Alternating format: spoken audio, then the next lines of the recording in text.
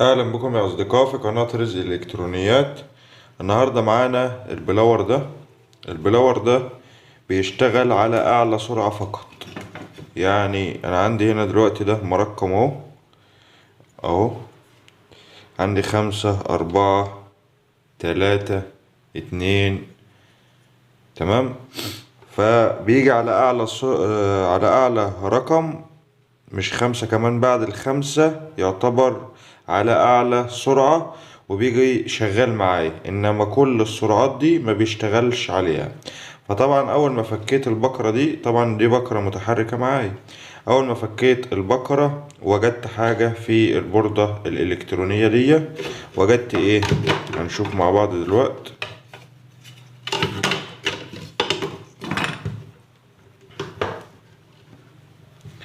وجدت الترانزستور ده اهو، BT 800، BT 804.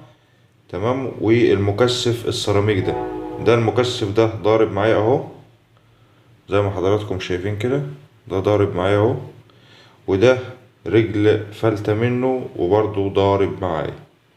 دول المكونين اللي لقيتهم في البوردة الإلكترونية بتاعة البقرة دي.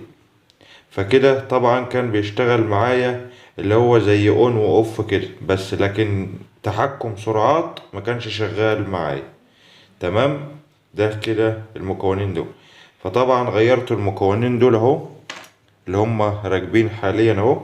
جبت المكثف السيراميك ده ولحمته اهو، وجبت برضو الترانزستور ده وركبته برضو ولحمته. هنبدأ كده مع بعض يا اصدقاء نجرب البلور. هنجرب كده البلور اهو،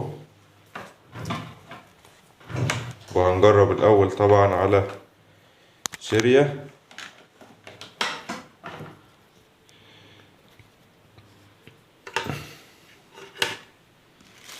هنجرب على سيريا كده.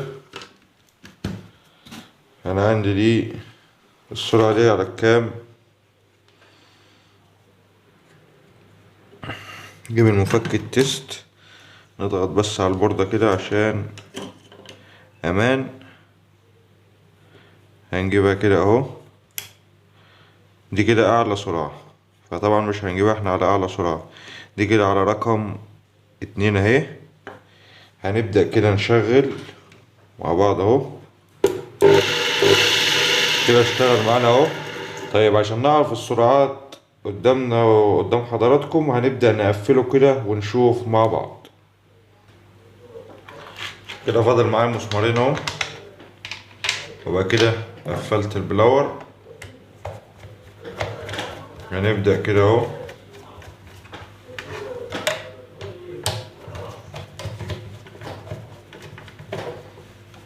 كده قفلنا اهو. كده هنحط الفيشة يا اصدقاء في الكهرباء اهو. هنبدأ كده نجيب اهو على رقم 2 اهو، هندوس.